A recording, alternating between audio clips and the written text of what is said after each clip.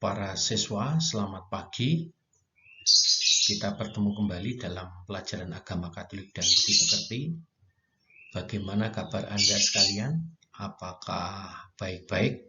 Saya berharap Anda tetap sehat dan tetap semangat, sekalipun kita masih harus belajar secara jarak jauh. Pagi hari ini kita masih mendalami bersama mengenai karakter dan sikap Yesus. Terutama kita fokus pada Yesus Sang Pengampun.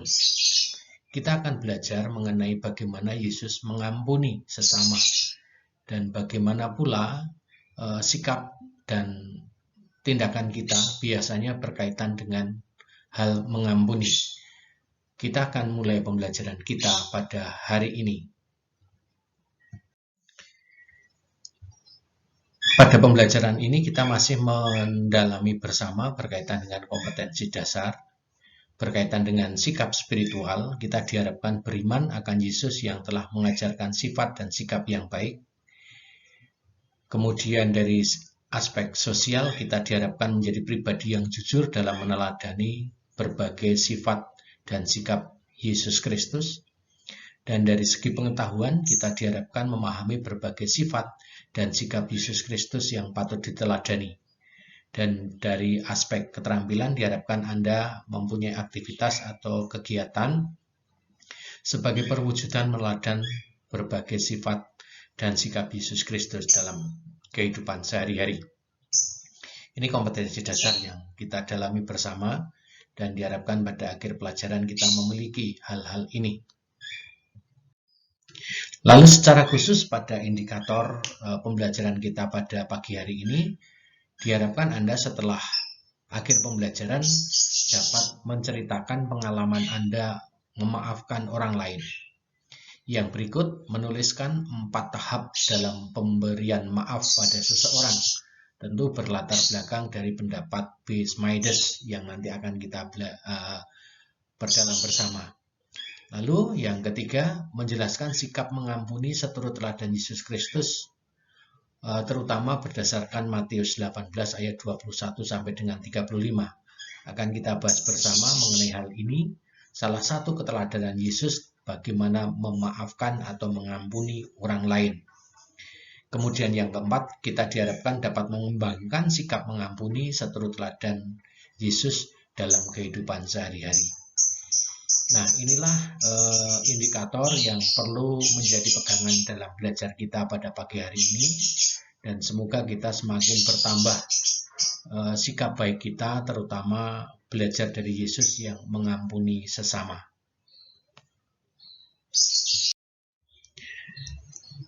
Baik para siswa, berbicara mengenai memaafkan, itu terkait dengan suasana hati. Suasana hati yang macam apa? Suasana hati yang kecewa.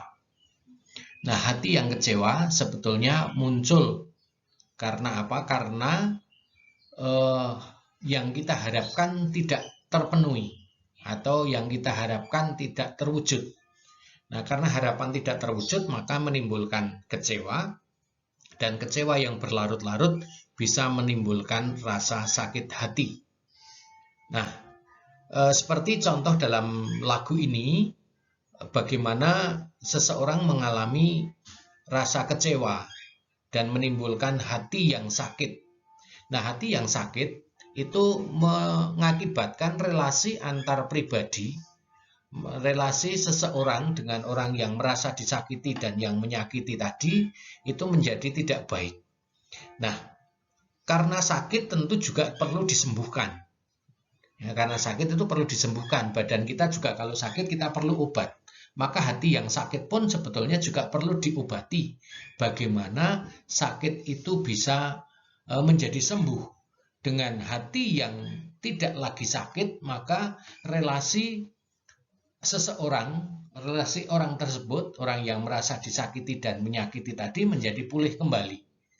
Dengan demikian, kita di dalam kehidupan sehari-hari menjadi lebih nyaman.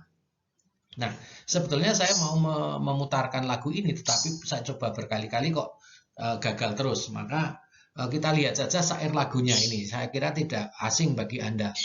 Ya, Di sini pada referen jelas sekali, nanti yang syair yang di atas silahkan Anda baca sendiri atau Anda dengarkan lagunya. Nanti kalau memungkinkan saya putarkan, saya rekam via handphone saja. Nah, di bagian referen ini dikatakan, larane ati iki nganti kapan ora ngerti, sakitnya hati ini sampai kapan tidak tahu. Nah, mengapa hati yang sakit? Tadi saya katakan karena kecewa. Kecewa terhadap apa? Di sini di dalam lagu ini dikatakan bahwa ada orang yang tidak menepati janji. Ya, tidak menepati janji. Nah, maka karena janji tidak ditepati lalu membuat hati yang sakit. Seprene ora ono wong sing nambani, sampai sekarang tidak ada orang yang mengobati. Nah, rasa sakit perlu diobati supaya menjadi sembuh. Nah, sampai kapan itu akan sembuh? Kalau di dalam teks lagu ini dikatakan, marine yen kowe bakal ngugemi janjimu. Sembuhnya kalau kamu menepati janjimu, itu sembuh. Nah, mungkin pengalaman-pengalaman semacam ini, sakit hati, kecewa karena janji tidak terpenuhi, tentu di dalam konteks kehidupan sehari-hari bagi Anda ya, bukan tidak sama persis seperti yang ada di lagu ini. Kalau di lagu ini kan antara dua pribadi, saya membayangkan antara laki-laki dan perempuan karena berkaitan dengan cinta, mungkin seperti itu. Nah, tapi dalam kehidupan kita sehari-hari kita juga bisa ada banyak janji yang mungkin tidak ditepati, atau kita juga pernah punya pengalaman tidak menepati janji, atau janji teman tidak terpati kepada kita, lalu menimbulkan persoalan di dalam hidup kita. Ya, mungkin baik kita coba ya, bisa nggak ini kita mendengarkan lagu ini, semoga bisa.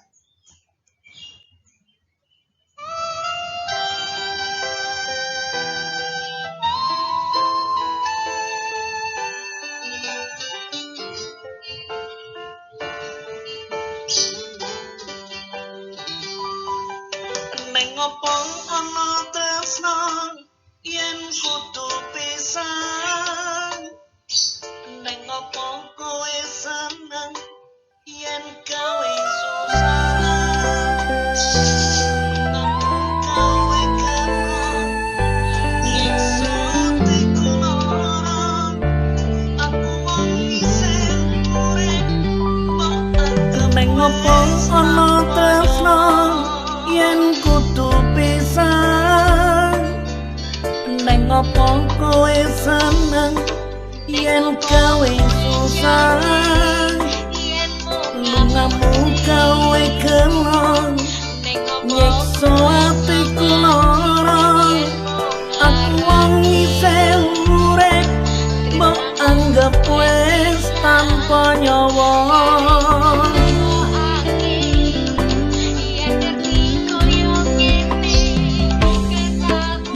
Apa kowe janji yen mau ngapusi,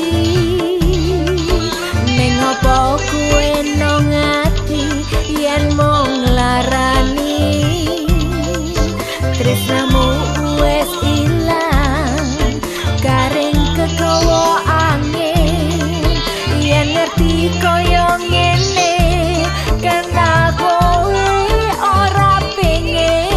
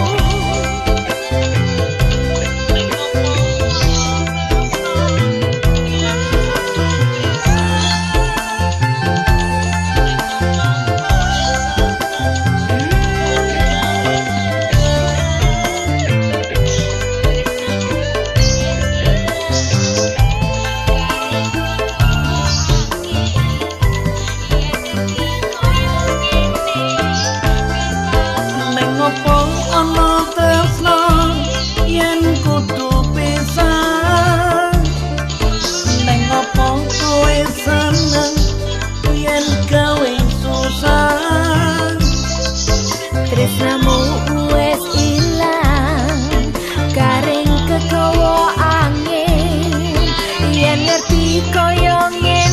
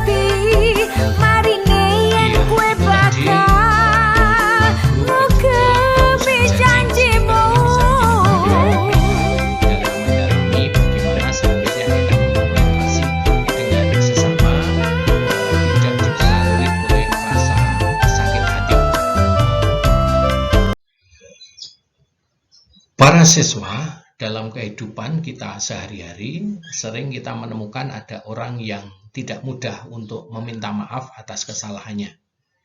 Ya, tidak mudah. Tapi juga ada orang yang lebih suka melupakan kesalahan orang lain. Nah, demikian pula juga tidak semua orang mudah untuk memaafkan. Nah, tidak semua orang untuk mudah memaafkan. Apalagi bila merasa sangat disakiti hatinya. Artinya rasa sakitnya itu begitu mendalam, itu lalu teringat lama sekali. Bahkan sampai tua pun masih teringat itu kesalahan-kesalahan yang dilakukan oleh sesamanya, oleh orang lain. Seringkali ini juga mengganggu dalam kehidupan bersama. Bahkan memang sungguh mengganggu dalam kehidupan bersama. Kadang-kadang kita jumpai ada seorang anak yang tidak mudah karena sakit hati tadi, karena merasa diingkari janjinya mungkin ya, karena kecewa tadi, lalu beberapa waktu menjadi tidak saling bersapa, padahal teman tadi atau orang tadi awalnya merupakan teman yang akrab. Nah, memang ini yang terjadi dalam kehidupan kita sehari-hari. Ada banyak orang juga yang tidak mudah untuk meminta maaf, tidak mudah untuk mengampuni, untuk melupakan kesalahan sesama. Nah, ada beberapa faktor yang menyebabkan orang sulit untuk memaafkan atau juga orang sulit untuk meminta maaf. Yang pertama, mungkin karena keinginan untuk mempertahankan harga diri. Keinginan untuk mempertahankan harga diri atau wibawa yang dimiliki. Nah, gengsi mungkin karena juga gengsi. Atau juga mungkin karena sikap egois yang mau menangnya sendiri. Ini beberapa hal yang mungkin menyebabkan orang menjadi tidak mudah untuk minta maaf atau juga tidak mudah untuk memaafkan kesalahan orang lain. Nah, bagaimana dengan kita? Mari kita renungkan bersama bagaimana yang ada di dalam diri kita. Apakah kita juga memiliki perasaan-perasaan semacam itu? Apakah kita punya pengalaman disakiti atau menyakiti orang lain? Nah, kadang-kadang yang terjadi, orang yang menyakiti ini tidak merasa menyakiti orang lain. Yang lebih terasa adalah orang yang merasa disakiti. Nah, ini yang terjadi. Nah, maka tentu dalam kondisi macam ini perlu ada keterbukaan hati di dalam diri kita masing-masing. Ketidakmampuan memaafkan atau mengampuni dapat berakibat. Ya, akibatnya apa kalau kita tidak bisa memaafkan atau tidak bisa mengampuni? Yang terjadi, kira-kira apa yang terjadi pada kalian? Nah, saya harapkan Anda tidak mengalami hal-hal macam ini. Tetapi ketika kita tidak mampu memaafkan atau mengampuni, maka bisa berakibat tumbuhnya rasa dendam yang dapat merugikan diri sendiri, dendam. Nah, tadi saya katakan bahwa kalau tubuh kita sakit, itu kita perlu berobat. Kita perlu menyembuhkan tubuh kita. Demikian pula dengan hati kita yang sakit. Ya, kita juga perlu menyembuhkan hati yang sakit tadi. Nah, maka ketika kita sulit memaafkan lalu munculkan dendam di dalam diri kita kepada orang lain, itu bisa merugikan diri kita sendiri maupun orang lain juga. Hubungan menjadi tidak baik, badan kita mungkin juga menjadi tidak nyaman, perasaan kita menjadi tidak nyaman. Ketika mau bertemu dengan orang yang kita anggap menyakiti hati kita itu, lalu kita harus berpikir bagaimana mencari jalan yang lain, misalnya kalau mau berpapasan dan sebagainya, atau mencari strategi-strategi untuk mengamankan dirinya sendiri seperti itu. Nah, ini ketidaknyamanan yang terjadi, bahkan menimbulkan dendam. Perasaan mungkin juga muncul perasaan untuk balas dendam. Nah, ini tentu menjadi pribadi kita menjadi tidak sehat kalau kita mengalami hal ini. Nah, akibatnya pula orang yang bersalah pada akhirnya menanggung rasa bersalah yang secara berkepanjangan. Kalau kita tidak mampu memaafkan orang lain, maka juga kalau orang yang merasa bersalah itu tahu bahwa kita pernah dia pernah menyakiti, maka orang yang tahu bahwa dia pernah menyakiti hati kita dan kita tidak mau memaafkan atau tidak bisa memaafkan atau belum mampu untuk memaafkan, maka akan terjadi perasaan bersalah yang berkepanjangan pada orang lain. Nah, perasaan yang bersalah pada orang lain juga sama sakitnya di dalam diri kita. Ya, sama sakitnya dengan kita yang merasa disakiti itu sebetulnya kalau mau merefleksikan. Nah, ini yang muncul. Nah, maka dari itu perlu kita membangun sikap bagaimana kita memaafkan orang lain, mengampuni orang lain. Nah, tumbuhnya perasaan bermusuhan dan kebencian. Yang berikutnya, kalau kita belum mampu memaafkan atau mengampuni orang lain, tentu akan tumbuh perasaan permusuhan. Tadi ada dendam, kemudian ada sakit yang pihak lain tadi merasa menanggung rasa bersalah yang berkepanjangan, lalu ini juga bisa muncul tumbuhnya permusuhan dan kebencian. Nah, tentu dalam situasi macam ini relasi kita menjadi tidak nyaman, tidak sehat, tidak baik dengan sesama. Dan badan kita juga sakit tentunya, artinya bukan berarti tubuh kita, tetapi perasaan itu yang muncul di dalam diri kita menjadi sakit pula kalau kita memiliki hal semacam ini. Nah, meminta maaf atau memberi pengampunan sesungguhnya dapat menguntungkan, baik bagi yang bersalah maupun bagi orang yang telah dirugikan. Nah itu, menguntungkannya apa? Kalau kita mampu membangun relasi, kita mampu mengampuni, kita mampu memberi maaf, memberi pengampunan, ya tentu kita menjadi untung. Karena apa? Kita merupakan proses kita menyembuhkan hati kita yang luka tadi, hati kita yang sakit tadi. Nah, kita akan beruntung.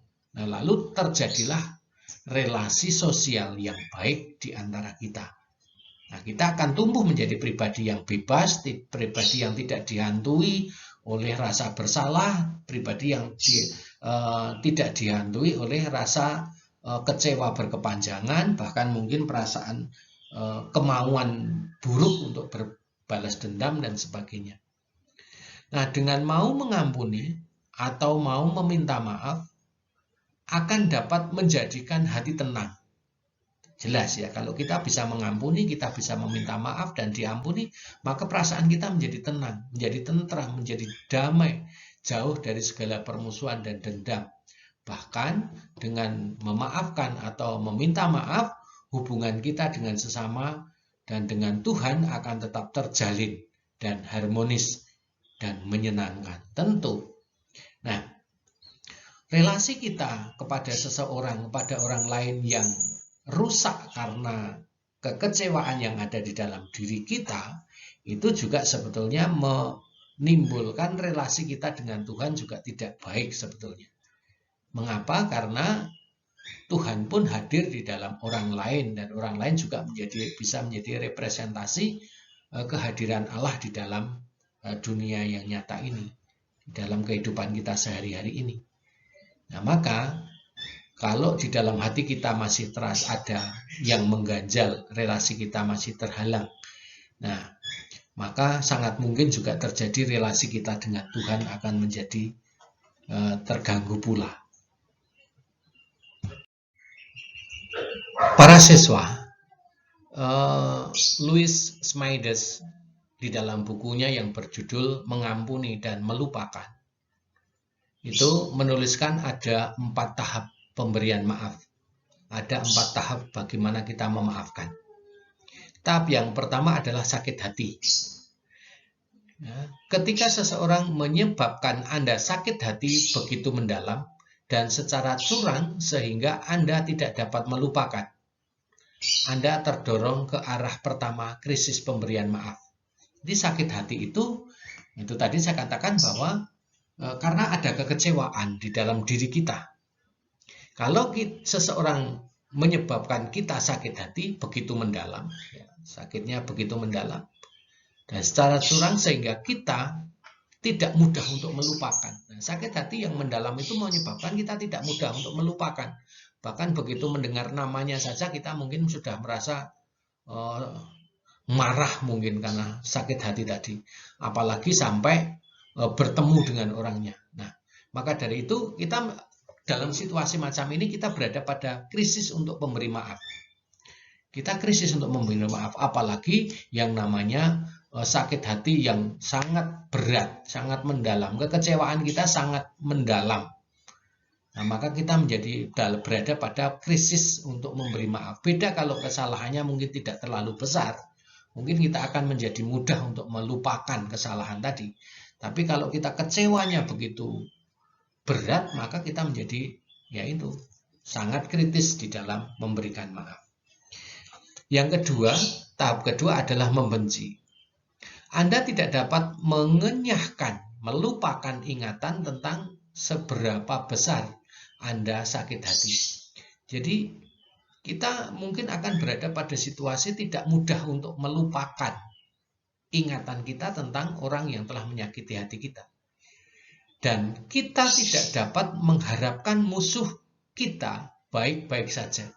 Bahkan mungkin kita juga tidak bisa mengharapkan musuh kita itu baik-baik saja. Nah, itu. Ya. Anda kadang-kadang menginginkan orang yang menyakiti Anda juga menderita seperti Anda. Nah, itu tadi saya katakan. Bahkan muncul di dalam diri kita, karena tadi sakit hati menimbulkan rasa benci, dan kadang-kadang juga muncul sikap di dalam diri kita, keinginan di dalam diri kita untuk mencederai orang yang kita anggap menyakiti itu tadi. Entah bagaimana bentuknya, munculnya kan bermacam-macam. Dapat juga muncul. Bahkan mungkin juga muncul di dalam doa. Ingat, apalagi dalam kehidupan politik di negara kita itu sering pernah juga ada orang mendoakan orang lain agar cepat mati begitu saja, karena mungkin ya karena begitu bencinya tadi. Nah, ini yang terjadi. Nah, padahal hidup dan mati itu kan bukan milik kita, tetapi Tuhan yang menentukan. Nah, tahap yang berikutnya adalah menyembuhkan. Kalau kita sudah merasa sakit hati karena kecewa tadi, lalu menimbulkan sikap benci, kita perlu menyembuhkan. Anda diberi sebuah mata ajaib untuk melihat orang yang menyakiti hati Anda dengan pandangan baru. Nah, kita perlu mengembangkan mata ajaib kita, artinya sikap batin kita memaafkan kita itu dengan melihat orang yang kita anggap menyakiti itu dengan cara pandang yang baru. Anda disembuhkan, Anda menolak kembali aliran rasa sakit, dan Anda bebas kembali. Jadi kalau kita melihat dengan cara mata pandang yang baru, artinya kita mau melupakan, kita mau memaafkan, kita tidak memperhitungkan kesalahan orang lain. Nah, itu cara pandang kita yang baru daripada cara pandang kita lalu melihat orang lain yang sangat menyakiti hati kita, orang lain yang menyebabkan kita tidak nyaman, kita menjadi kecewa dan sebagainya, lalu bahkan mungkin tumbuh rasa sakit tadi tumbuh rasa keinginan untuk mencelakai orang lain. Nah, dengan kita menolak kembali aliran rasa sakit tadi dengan cara pandang yang baru, maka kita menjadi terbebas. Kita menjadi dibebaskan kembali dari perasaan-perasaan itu dan hati kita menjadi nyaman. Nah, maka masuk pada tahap yang keempat adalah berjalan bersama. Anda mengundang orang yang pernah menyakiti hati Anda memasuki kembali dalam kehidupan Anda. Nah, tadi dengan kita mengubah cara pandang kita, kita memakai mata ajaib kita dengan cara pandang baru kita terhadap orang yang menyakiti hati kita, maka kita bisa memasuki kembali kehidupan kita bersama-sama. Artinya kita bisa berdamai. Kalau kita merasa kecewa dengan orang lain, kita merasa disakiti orang lain, apalagi sampai membenci, maka tidak mungkin kita itu sama-sama masuk di dalam kehidupan kita bersama. Jadi sudah saya katakan, bahkan ketemu mendengar namanya saja kita mungkin sudah merasa sakit. Mendengar namanya saja kita sudah merasa muak, mungkin begitu ya. Kalau sakitnya begitu mendalam. Nah, tetapi dengan cara pandang yang baru tadi, menimbulkan atau artinya menolak kembali aliran rasa sakit, menolak rasa sakit itu kembali, aliran rasa sakit itu kita tolak. Artinya apa? Kita melihat dengan cara pandang yang baru dalam kehidupan itu, maka orang yang kita merasa menyakiti kita dan kita akan menjadi hubungan kita menjadi baik, bisa masuk di dalam kehidupan kita lagi. Kedatangannya yang tulus membuat Anda berdua akan menikmati hubungan yang dipulihkan kembali. Jadi kedatangan yang tulus, memaafkan yang tulus, menerima kembali teman kita atau orang lain tadi, maka kita akan menikmati hubungan yang dipulihkan kembali. Kita akan menikmati kehidupan yang lebih baik. Para siswa, terkait dengan memaafkan ini, mari kita belajar bersama dengan Yesus.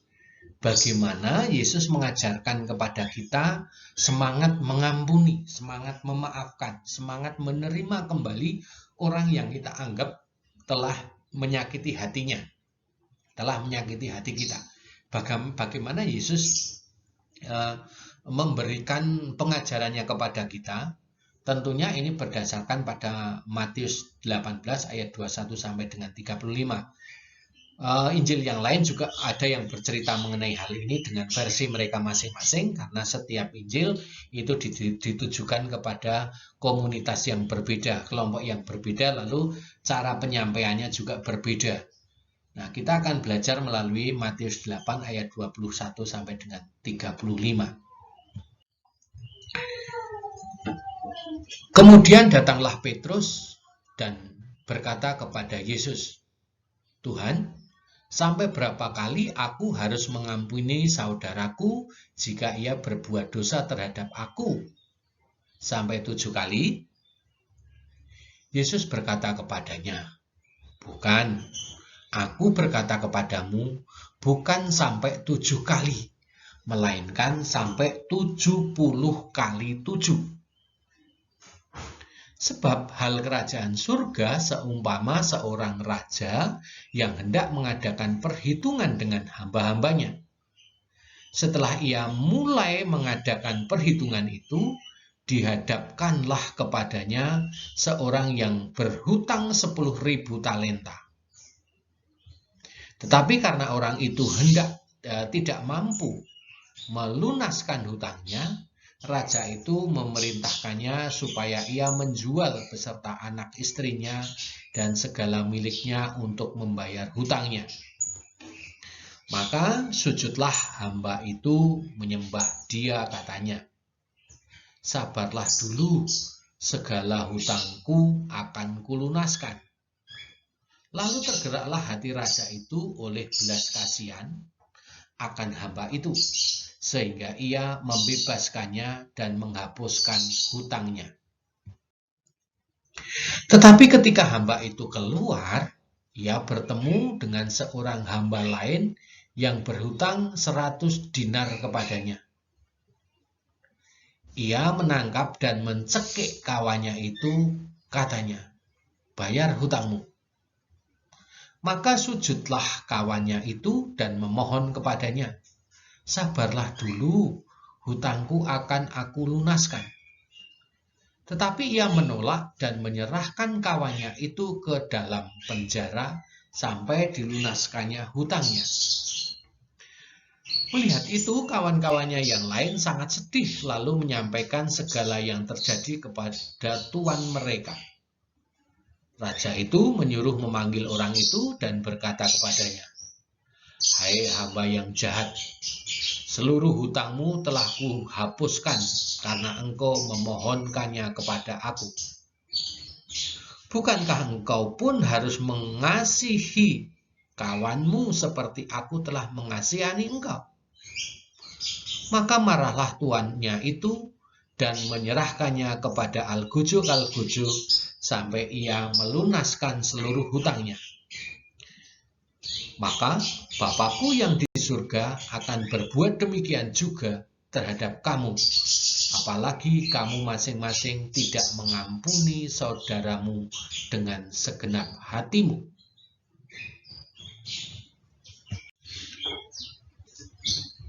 Para siswa,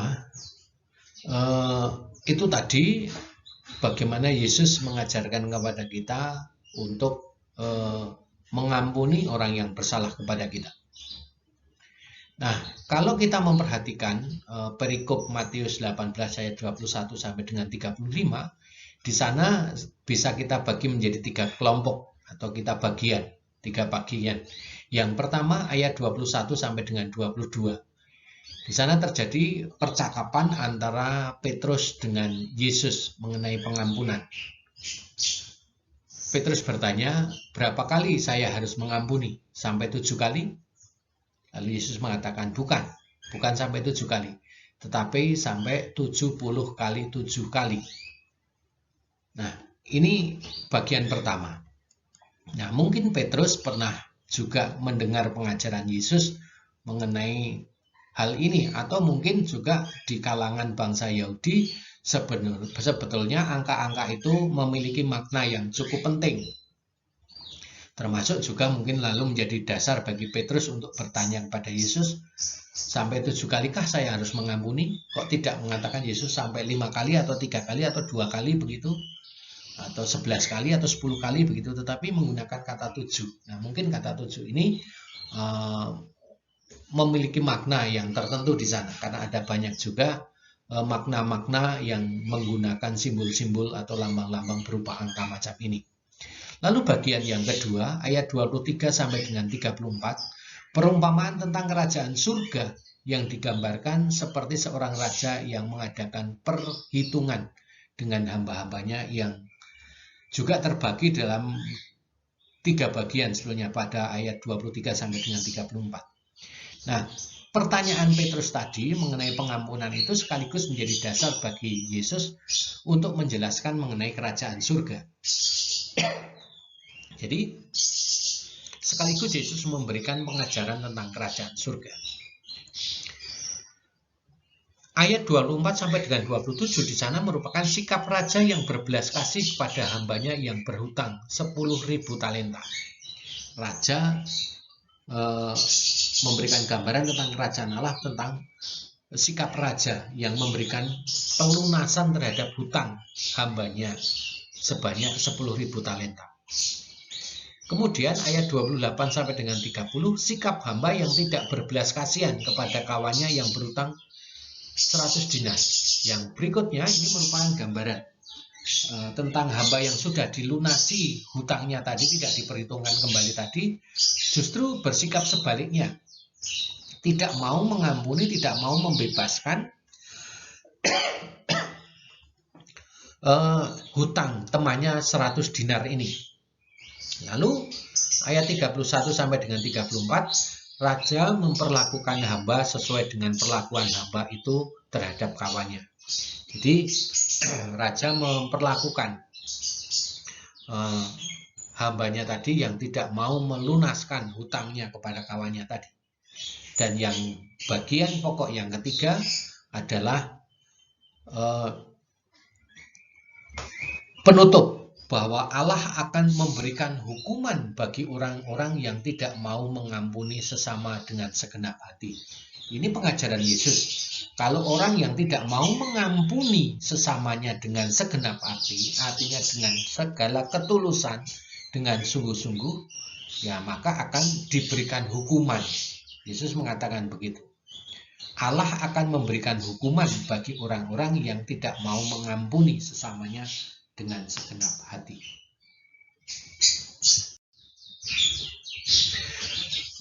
Para siswa, pada bagian pertama tadi, Petrus bertanya pada Yesus, berapa kalikah saya harus mengampuni orang yang bersalah pada saya? Sampai 7 kalikah? Nah, Yesus mengoreksi pendapat Petrus ini. Maka Yesus mengatakan, bukan. Aku berkata kepadamu, bukan sampai 7 kali. Melainkan sampai 70 kali 7 kali. Nah, berapa? Kira-kira kalau mengampuni itu sampai 70 kali 7 kali. Kira-kira berapa kali kita harus mengampuni? Kalau Anda hitung di situ. Nah, gambaran ini merupakan gambaran mengenai bagaimana sikap kita mengampuni sesama yang bersalah. Bahkan orang yang dengan kesalahan yang sama. Kadang-kadang kan kita jengkel ketika orang sudah berbuat kesalahan, diampuni, masih melakukan kesalahan yang sama lagi dalam hal itu. Nah, kadang-kadang manusiawi kita menjadi jengkel pada orang itu. Oh, dia sudah bersalah, sudah diampuni, kok ya masih melakukan kesalahan yang sama. Jatuh pada lubang yang sama. Kok tidak ninteni, kok tidak memperhatikan begitu. Kadang-kadang kita berpikir semacam itu. Tapi ternyata Yesus mengajari kepada kita bahwa pengampunan kita itu tidak terbatas. Tidak ada batasnya. Jadi tidak dibatasi 7 kali, 10 kali, 15 kali, lalu setelah itu sudah tidak ada pengampunan lagi. Seringkali di dalam kehidupan kita bersama di masyarakat mendengar, ya kesabaran itu ada batasnya. Kadang-kadang seperti itu. Ya, itu cara kita berpikir manusiawi, memang begitu. Tetapi ketika kita belajar pada Yesus, maka pengampunan yang perlu kita lakukan itu tidak ada batasnya. Tanpa perhitungan, tidak diperhitungkan berapa banyaknya. Ya, banyaknya adalah sebanyak dia melakukan kesalahan, pasti seperti itu. Itu pengampunan yang kita harapkan. Mungkin kita akan berpikir, ya kalau begitu dia tidak akan berkembang menjadi pribadi yang baik kalau begitu. Kalau setiap kali dia berbuat salah kita maafkan, dia tidak akan berubah menjadi pribadi yang lebih baik kalau begitu. Ini cara pandang kita, bahwa kita bukan berarti transaksi semacam itu yang kita harapkan, tetapi Yesus meminta kepada kita bahwa kita perlu membangun hati yang lebih luas. Artinya di dalam memaafkan itu tanpa ada batas, tanpa perhitungan. Karena pengampunan kepada sesama tidak mungkin dipisahkan dari pengampunan Allah. Nah, pengampunan kepada sesama itu tidak dipisahkan dari pengampunan Allah. Nah, kita pun secara pribadi juga, yang mungkin orang mengatakan kesabaran itu ada batasnya. Mengatakan begitu sebetulnya dia juga tidak mau kalau kita juga diperlakukan lalu memaafkan itu dibatasi. Nah, kita juga berharap bahwa Allah itu mengampuni kita juga tidak terbatas. Artinya kesalahan yang kita lakukan itu tidak diperhitungkan oleh Allah. Nah, karena itu pengampunan yang kita lakukan itu tidak dipisahkan dari cara Allah mengampuni kita, sikap Allah mengampuni kita. Pengampunan Allah jauh melampaui pengertian pada umumnya, serta melampaui segala perhitungan. Jadi, pengampunan Allah itu melampaui dari perhitungan. Apakah Allah itu akan pengampunannya terbatas? Ya, kita sebagai manusia tentu berharap pengampunan Allah itu tidak terbatas. Bahkan, kalau kita sebagai orang Kristiani bisa mengatakan demikian, pengampunan Allah itu tidak terbatas. Wong Yesus saja yang lahir dari Allah, dia melakukan tindakan pengampunan ini tidak terbatas sampai dia merelakan dirinya, tubuhnya hancur lebur, mati di kayu salib. Sampai kematian yang paling hina di dunia ini. Ya, dengan cara disalib. Pada zaman Yesus, kematian disalib itu hanya dialami oleh orang-orang yang melakukan tindakan kejahatan berat. Artinya orang yang dianggap menjadi sampah masyarakat. Orang yang tidak lagi diperhitungkan oleh masyarakat. Itu pun dilakukan oleh Yesus yang kita anggap dia adalah Allah yang memiliki kemampuan sebetulnya membebaskan diri dari kenyataan itu. Kita tidak melihat bahwa yang dilakukan Yesus menderita sengsara wafat di kayu salib itu adalah pribadi lain selain Yesus yang dimiripkan dengan Yesus. Bukan. Itu benar-benar Yesus sebagai yang diutus Allah ke dunia untuk menyelamatkan manusia. Nah, ini ketidakterbatasan Allah di dalam mengampuni orang yang bersalah kepada kita.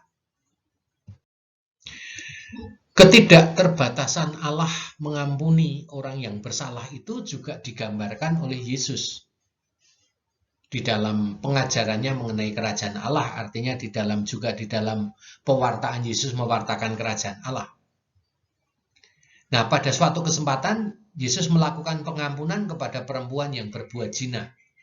Beberapa minggu yang lalu sudah saya jelaskan. Kalau orang yang perempuan kedapatan berbuat zina, hukumannya pada waktu itu, pada zaman Yesus waktu itu dihukum rajam. Pemahaman saya dihukum rajam itu artinya orang yang bersalah itu ditempatkan di pinggir jalan dengan kaki tangan diikat, lalu setiap orang yang lewat di situ harus mengambil batu dan melemparkan batu itu kepada orang yang ada di situ yang dihukum tadi, sampai nanti orang terakhir itu, orang yang dihukum rajam itu mati. Nah, Yesus tidak melakukan hal itu. Nah, ini pengampunan Yesus yang tidak terbatas. Bahkan kepada perempuan yang berdosa ini Yesus tidak mengadili, tetapi memberi kesempatan kepada perempuan tersebut untuk berubah dan tidak melakukan dosa lagi. Artinya apa? Bahwa Yesus sebelumnya tahu hukum yang terjadi di masyarakat Yesus waktu itu, bahwa kalau ada orang kedapatan berbuat zina harus dihukum rajam. Itu Yesus tahu, pasti tahu Yesus, ngerti Yesus seperti itu. Tapi Yesus tidak melakukan itu karena juga mengajarkan kepada kita bagaimana kita mengampuni orang yang bersalah, yang dianggap bersalah begitu berat pun diampuni dengan diharapkan orang untuk bisa bertobat. Nah, sebetulnya pengampunan itu terjadi apabila terjadi pertobatan. Ya, terjadi pertobatan. Nah, di dalam gereja Katolik ada sakramen pengampunan dosa, sakramen pembebasan terhadap dosa. Sakramen itu adalah tanda dan sarana Allah menyelamatkan. Nanti akan secara khusus kita pelajari di kelas 8 apa itu sakramen. Nah, di dalam tradisi gereja Katolik ada sakramen pengampunan dosa. Orang mengaku dosa kepada pastor sebagai representasi kehadiran Allah. Ya, dan di situ Allah mengampuni dosanya. Nah, maka kita sakramen itu akan menjadi berkat bagi kita kalau kita mau bertobat. Ya, mau bertobat. Nah, bertobat itu apa? Bertobat artinya mengubah perilaku yang lama menjadi perilaku yang baru, artinya menjadi perilaku yang buruk menjadi perilaku yang baik. Nah, ini dalam kehidupan kita. Yesus mengajarkan semacam itu. Memberi kesempatan kepada orang berdosa untuk bertobat. Ketika perempuan dihadapkan dengan Yesus, kedapatan berbuat dosa, berzina, lalu orang mengatakan, perempuan ini berbuat zina, apa yang harus kita lakukan? Tentu pertama di situ ada dua hal. Yang pertama, orang yang menghadapkan perempuan berbuat zina, kedapatan berbuat zina kepada Yesus tadi, untuk mencobai Yesus, untuk mencari kesalahan Yesus. Ya. Lalu yang kedua, untuk melihat bagaimana sikap Yesus terhadap itu, apakah Yesus juga menghukum. Nah, tetapi ternyata Yesus tidak ikut menghukum, tetapi memberi kesempatan orang untuk bertobat, mengubah perilakunya menjadi lebih baik. Kesediaan mengampuni dapat menjadi penanda terhadap kualitas spiritualitas yang tinggi pada diri seseorang. Jadi kesediaan kita mengampuni orang yang bersalah, ya, mengampuni orang yang bersalah itu akan menunjukkan bagaimana kualitas hidup kita, akan menunjukkan kualitas hidup kita. Bahkan kita memiliki kualitas spiritualitas yang tinggi. Itu. Kalau kita mudah memaafkan, tentu akan terlihat di sana kualitas hidup kita seperti apa. Tapi kalau orang begitu kecewa lalu ngamuk, begitu merasa harapannya tidak dipenuhi lalu melakukan tindakan ya destruktif gitu, ya kita akan melihat sejauh kualitas hidup seseorang itu seperti apa macam itu. Nah, semakin mampu mengampuni berarti kita semakin diperkaya oleh kasih Allah. Kalau kita semakin mampu mengampuni berarti kita diperkaya oleh kasih Allah, karena pengampunan itu merupakan representasi dari pengampunan Allah. Jadi kita menghadirkan wajah dan kepribadian Allah. Kita juga semakin dimampukan untuk dipakai sebagai alat Allah secara tepat. Jadi kalau kita semakin mampu mengampuni, di sana kita memperlihatkan, kita mencerminkan hidup kita, mencerminkan sikap dan kepribadian Allah yang penuh pengampunan. ini. Maka kalau kita mudah mengampuni lalu memperlihatkan diri kita sebagai pribadi yang memiliki spiritualitas yang tinggi. Bukan untuk diperlihatkan kepada orang lain sebetulnya supaya kita dipuji, bukan itu tentunya. Kalau kita mudah mengampuni tujuannya supaya kita dipuji, ya kita tidak memiliki kualitas spiritualitas yang tinggi kalau begitu.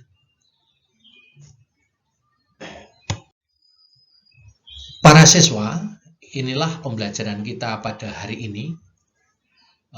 Terima kasih Anda telah bersama-sama dengan kita untuk belajar bersama bagaimana kita memiliki sikap hati yang baik untuk mampu mengampuni sesama. Mari kita bangun sikap hati kita supaya kita semakin menjadi pribadi yang memancarkan wajah dan kepribadian Allah, apapun agama kita. Saya yakin setiap agama juga akan mengatakan bahwa Allah itu penuh kasih. Allah itu pengampun, pasti. Ya, pasti. Maka entah kita Katolik, entah kita Protestan, entah kita Hindu, entah kita Buddha, entah kita Muslim, tetapi dengan kemampuan kita memberikan maaf pada orang lain yang bersalah kepada kita, maka di sana sebetulnya menurut pendapat saya bahwa kita memancarkan wajah dan kepribadian Allah kepada kita, pada orang di sekitar kita. Dan disitulah pula kita mewartakan kerajaan Allah. Nah, kita mewartakan kerajaan Allah. Sebagai, terutama bagi orang Katolik ya, karena kita memiliki tugas dan perutusan sebagai konsekuensi dari pembaptisan adalah mewartakan kerajaan Allah. Dan disinilah kita mewujudkan. Demikian pembelajaran kita.